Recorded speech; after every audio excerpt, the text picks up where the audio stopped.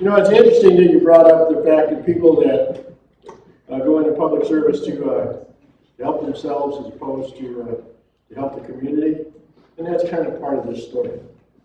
So in last week's Gazette, if you read it, I had History of the Library Part 1. And then in this week's, you're going to get tomorrow, you're going to read about the future of the library, Part 2, which is really a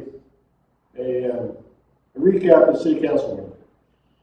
But even though I did those two things, I wanted to show you a little bit about what's going on from a standpoint of particularly when we go to a City Council meeting and we get a staff report that supposedly tells us the background on a particular subject and leaves all the facts out. So if we're talking about the city taking the library over on July the 1st, 2011, well, that's really true. But let's understand how it happened and exactly what it cost us and why we did it. So in 1987, the city incorporated. We all know that. And when the city incorporated, our libraries were part of the LA County library system. And they were managed by professional librarians. We had one at each one of the libraries. I remember going and having conversations with them. And we were able to draw on all the libraries in Los Angeles County for books, materials, or services. So if there was something that wasn't available here, well, they could drag it from anywhere in the county to go get it. And most people don't really know how libraries are funded. So let's help out there. The way the county libraries were funded, and now in part the way the city is funded, is that the operations of the library are funded by a percentage of the ad valorem property tax you pay every year. The ad valorem property tax is that part that has a percentage of a number percentage against your assessed value. But at the time that we were in the county library system, there was also a special library tax being collected. And that special library tax was for facilities. So if you needed a roof on an existing library or you needed a new library, that's where that money came from. And besides that, the county at the time that before we were a city, was also collecting developer fees.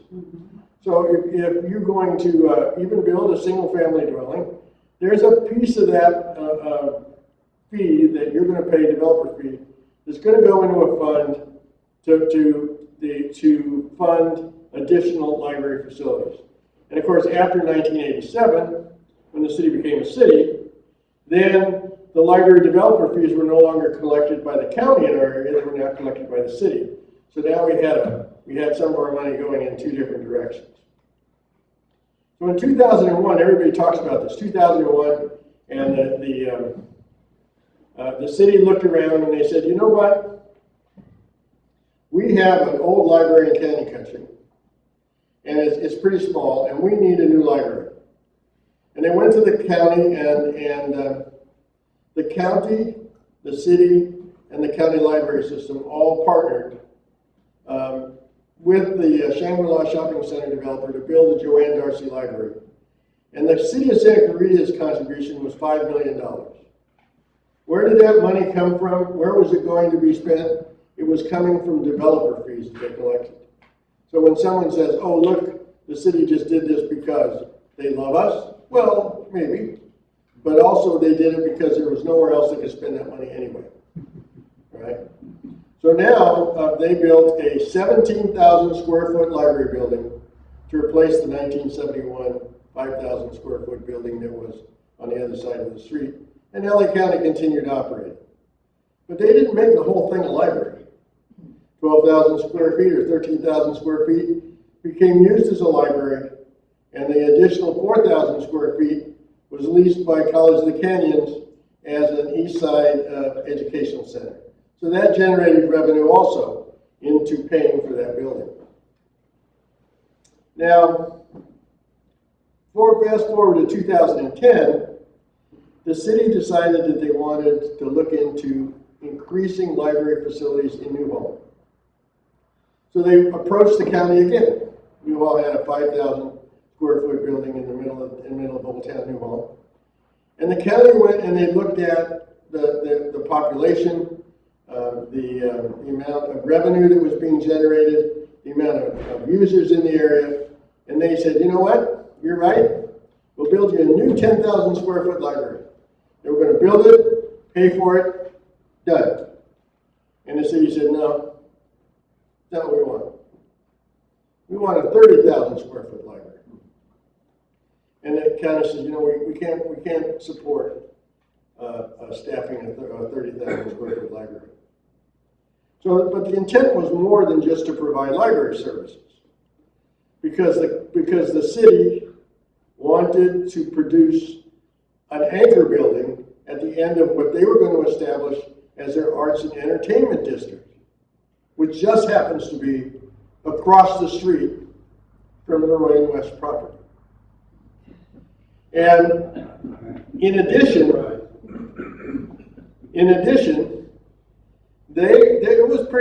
I thought it was pretty clever, not in a good way, but it was pretty clever that they built it at a height so they could determine the height of new construction on new home.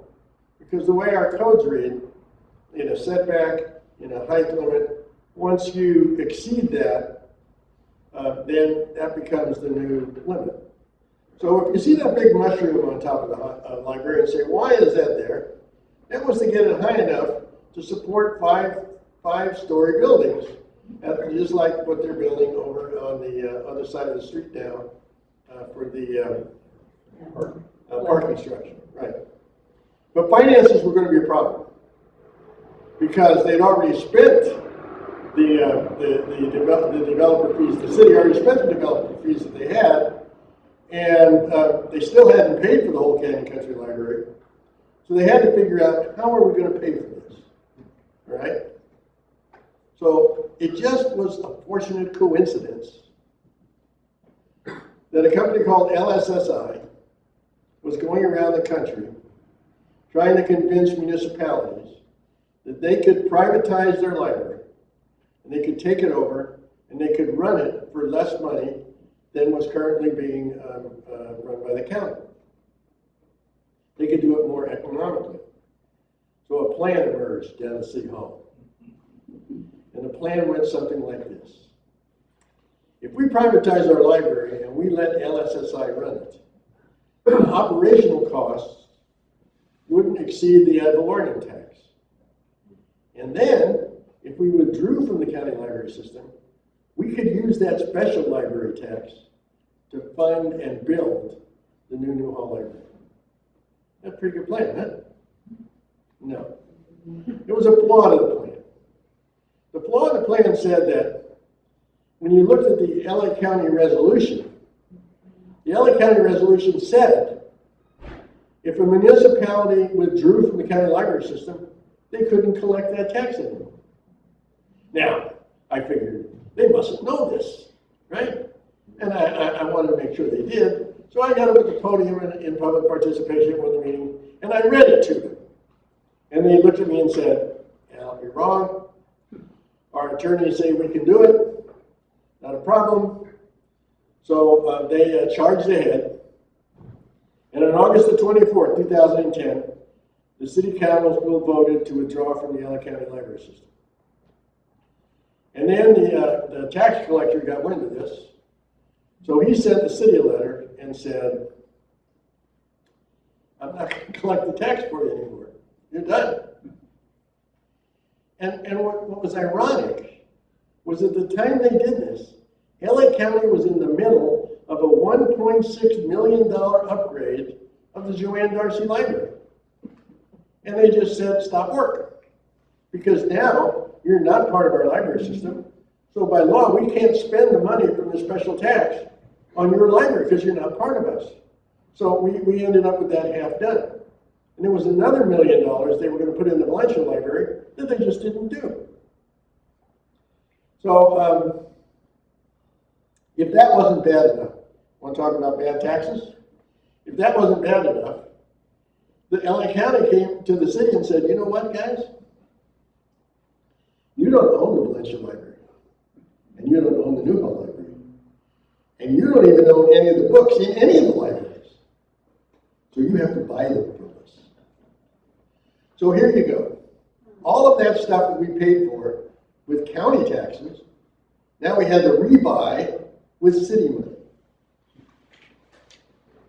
This was probably hard to read, but this was a chart that came from 2010 when we were talking about this before. And what it is it ratchets down and it gives you the amount of money collected locally against what it costs to run the library over a period of years, showed from 2001 to 2009. Now, the way our city works is they think if they get a little bit ahead of the game in money, then of course they should go grab it.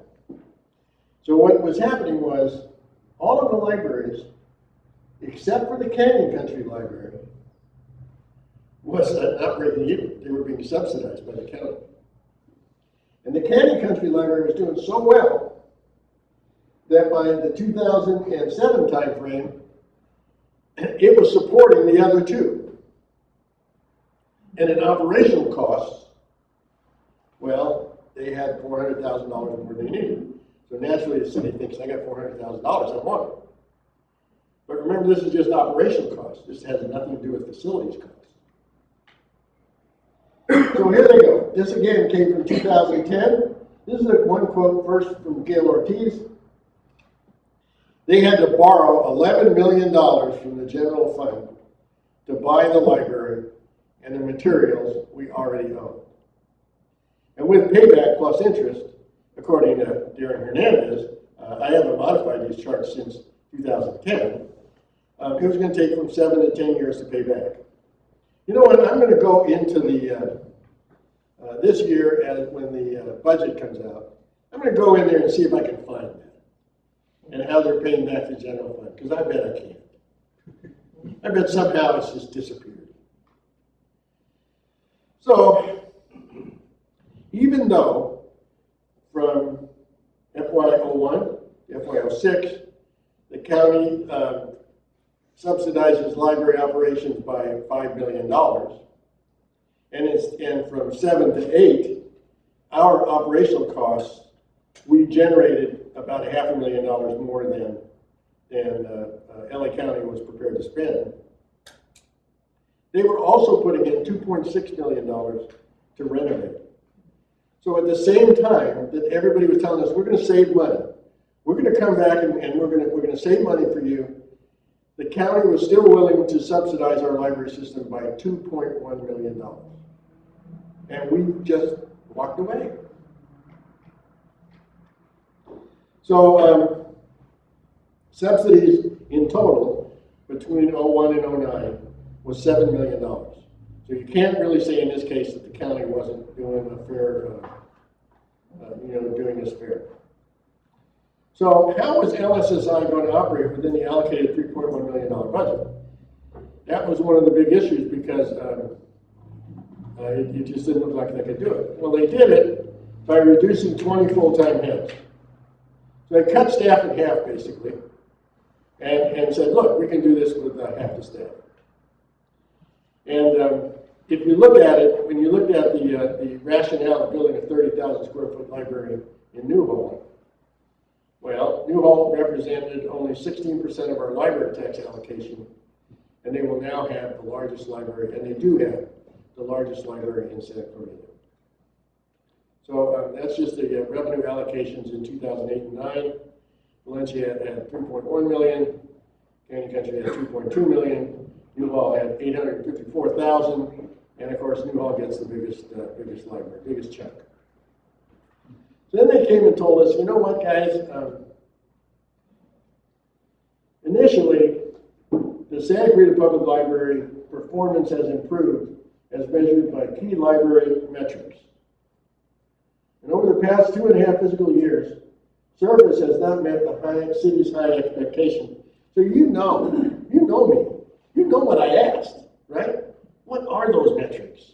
What are those expectations? Well, they didn't want to tell us. So how things could be so good and so bad at the same time. This is just amazing to me. Because, we just celebrated the city of Santa Clarita's 30th birthday.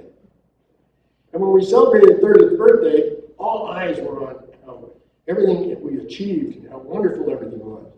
And I went out to the city website. When I looked at the city website, it said, 30 reasons to love your city. And number 4, what was number 4? Well, number 4 was the 3 libraries. And the one soon to be on the way in Saugus, which, by the way, we don't know how they're going to pay for yet. So the staff report did not reveal the library metrics or the high expectations. And an obvious question was, every 2 weeks, the city council meets. And the city council named themselves as the board of library trustees. Okay? And so if something was going on for 2.5 years, why didn't we hear about it? Why didn't somebody bring it to the board of library trustees? Right? But nothing happened. So now we're going to transition. We're going to transition in-house. The LSSI's contract is up at the end of the month, at the middle of the year, rather. And so now they're going to say, we're going to move it in-house so the city can directly manage and improve the library services. It's like as if saying, we're going to take it back. They never gave it away. I mean, it was they wrote the contract, they managed the contractor. So now, all of a sudden, we're going to bring it in-house. And they say we already own the facilities and the technology, which is true. And they specifically went out to Friends of the Library. I thought that was really interesting. And before all this took place, had meetings with them and said, we're not going to change any relationship with you. Friends of the Library is basically an organization that raises money for the library. And then they said, okay, so here's what we're going to do. We're going to hire these people. And we're going to allow people that are currently working there to apply. Right?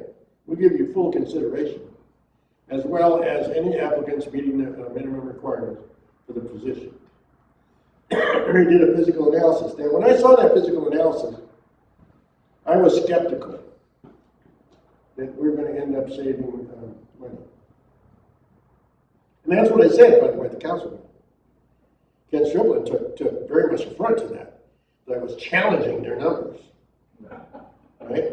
I just said I was skeptical. But I had good reason to be skeptical. So did you notice any costs or any activities missing in the transition? What about the generation of in-house policies and procedures? Because I'm sure that LSSI is going to take their road and walk away. Okay? And then what about the transition costs related to posting the jobs, hiring the people, training the new hires, and is it going to be a transition overlap, or are we just going to say on this day everybody leaves and we got a new crew and nothing's going to change? Right? And facilities, construction, and maintenance have not been discussed since we withdrew from the county library system, except when they needed to perform some maintenance on one of the systems, and then they come and bring it as a regular city council issue and pull it out of the general fund. So really, we have been operating at a negative amount the whole time. So that was a recommended action. Now go ahead and do what we said and write the ordinance. And on January the 9th, I expected them to do that. I expected them to unanimously proceed with it. I didn't expect it. Walking up in front of them, asking them to not rush the judgment, maybe coming out with more details so they could vet it with the community, so the community could be involved and could understand what they were doing. I didn't expect them to be listening. But I also reminded them that 7 years ago, when they first left the county library system, they said, we are going to form a board of citizens board of library trustees, or a commission or an advisory group, so that residents had an input into the running of the library, and they never did it. So we moved from there right to the council members' comments. Keller was first up. Keller told us how wonderful everything was and how the staff was so great, and we went through his normal life, his wonderful speech. and then move to the recommended action. Not one question got asked about any of the details of any of this stuff. But Councilman Smythe, he kind of listened. I was amazed. I was impressed. Councilman Smythe listened, and he said, "You know what? You're right." He acknowledged there is a need to have a Citizens Library Commission Advisory Board. And then, of course, Marcia agreed, and so did Lorraine. So the transition is going to take place on July 1st, 2018. And we're just going to have to wait and see. Because we don't know exactly what the changes in services are going to be. And we don't know exactly what's going to happen, so we're just going to have to wait. But I keep reminding everybody, fear not. There's no problem, because remember, we still have the ability to go to Stevenson Ranch, Castaic, or Aqua Dulce and access, we're still, members of the county, you can still have a county library card if you need it. You can still get all the services that are there at the county. And so that was the first vote, comes back for another vote, and we'll see what they do. Any questions? Yes, sir. I think you mentioned it, but I don't know how the library operates in terms of software and things like that. Is that all LSSIs and do they have a bunch of door stops for computers when LSSI leaves, or what? Has anybody asked those questions at the council? Well, the council had said no one asked the questions. They weren't revealing. The council said that they own. The staff said that they own all of the facilities and all of the technical stuff. But you're right, because some of that software is going to be the software that interfaces with other LSSI facilities. Because when we lost the ability to coordinate with all of the county system, one of the things they told us was, well, but you'll be inside the LSSI grouping. So I'm sure there was some software that did that. So I have a strange feeling. You're absolutely right. Some of that software is going to go away. They're going to have to figure out. I don't know. Now if they're by themselves, if they don't have something, do they have the ability to go outside their own doors? I don't know. They didn't say anything about it. So that's a very valid concern.